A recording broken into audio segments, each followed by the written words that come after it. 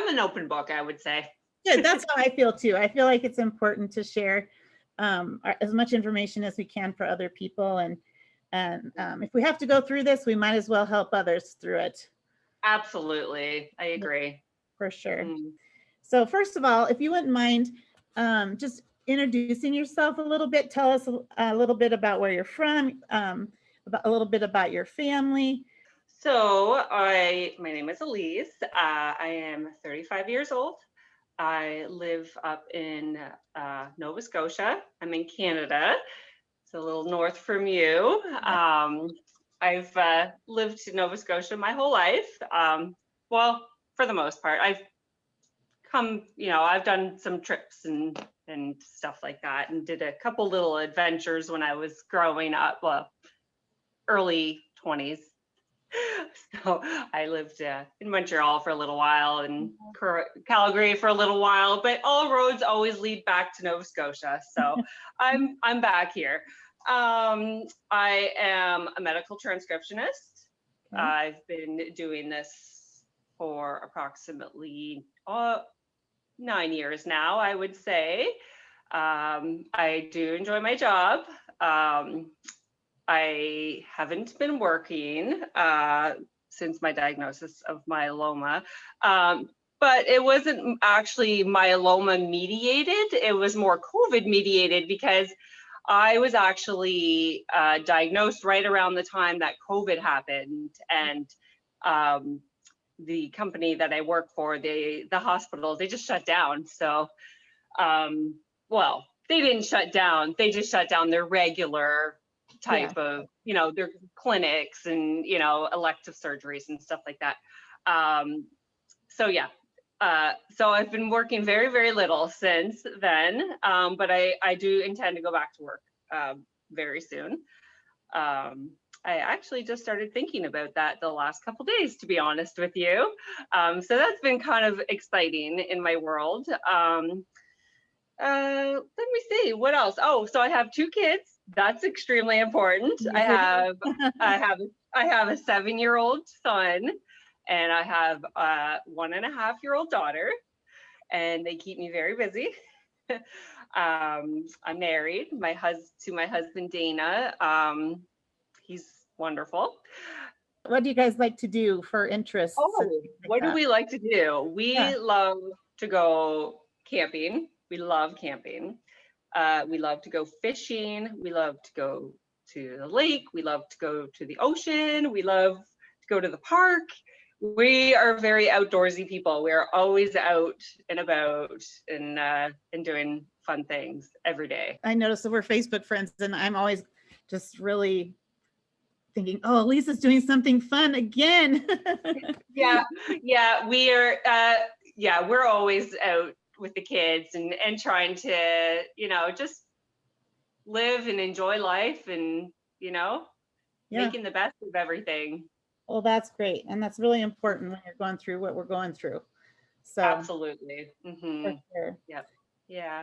Okay. Well, that's great. I appreciate all that stuff. It's really important to get to know who you are as a person and outside of cancer. So anyway, so the next thing I thought we could go into is how you first got diagnosed. And I know pain started around 2018, and kind of take us from there, how those first symptoms started, and then what led you to the doctor. And if you remember, those first doctor's appointments that you could share a little bit with us about. Yeah, sure. So I went back to 2018 because I feel like that's a very, very important part of my story. Because I didn't get my official diagnosis until, June or July of last year. Yeah. So that's why this is so significant to me. So I started off with just back pain. I had lower back pain on my right side, and it just was, irritated, and I'd get numbness and, a little bit of tingling, soreness.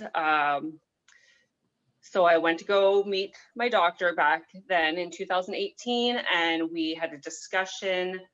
She decided that it would be a good idea to go to physiotherapy. So that's what we did. So I got my referral to physiotherapy, did a few sessions, and things actually started to get better at that point. Probably because the inflammation, I was able to get the inflammation down. So I just kind of went back to living life basically at that point. You know, things were getting better. My back wasn't bothering me so much. So I just went back to living, working. You know, at the time I had my son, he was about 5, I guess. So I went back to living. We decided we were going to have another baby. So we did that. We had a daughter. Yeah, I had my daughter. Towards the end of her pregnancy, so I was pregnant with her in, I guess it was 2019. She was born in November, so November 2019. So towards the end of my pregnancy, November of 2019, I started to experience extreme amount of pain in my lower back, which radiated basically up to my head. I remember thinking to myself, okay, this is my sciatica acting up, so I'm just going to go to massage therapy and try to work it out. So that's what I did. I went to massage therapy. Did that 3 weeks in a row, and I didn't understand why it wasn't relieving my pain, but I was about to have a baby. So yeah. I wasn't thinking about anything. I was just thinking about having a baby. I just had my daughter, so the pain got a lot better.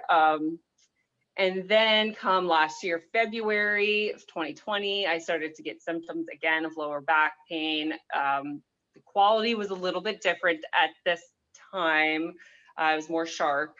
I had a lot of groin numbness. My glute would go numb. So that's kind of where it began. I thought, okay, this is just my sciatica. So we're going on 3 years of thinking I have just sciatica issues here. And went to my doctor. Definitely went to the doctor this time, and got sent down the same path, of course, of, this is just your sciatica acting up. Let's send you to physio. I went to physio, and she diagnosed me with sacroiliac joint dysfunction. All they saw was a young mom who just gave birth with back pain. So this is the diagnosis they gave me. They said, it's probably just, imbalanced. So that's what happened there. And I did the physio, and that didn't work, of course. And then I thought, okay, well, let's try some chiropractic work. So I went to see a chiropractor. We did that for, a good 2-3 months. And when I look back to it now, I think, wow, I am so glad he didn't break me. Because he did a lot of manipulations on my back. So that's terrifying. But thankfully, he didn't injure me. So that didn't work, of course. And then I went back to my doctor again. I said, okay, there's something not right here. We need to go to imaging next. So that's what we did. He sent me for an X-ray, which revealed a big tumor in my sacrum, approximately 9 by 6 centimeters. Who would have ever imagined? Which you can relate to that. So that's when everything started. That's when all the tests took place. I listed off all the tests that I had. So yeah, they sent me down that road. They wanted to rule out metastases at first. They thought, okay, she probably has a primary somewhere else that metastasized to her spine, or it was she has sarcoma, some sort of a bone cancer. So that's what the thoughts were at that time. So I had my MRI, my CT scan, my X-rays, mammogram, all of that. The preliminary report of the MRI said that I had a giant cell tumor. So, which is a benign aggressive tumor. It's very destructive, but it is benign. So to confirm the diagnosis, they decided to send me to an orthopedic oncologist.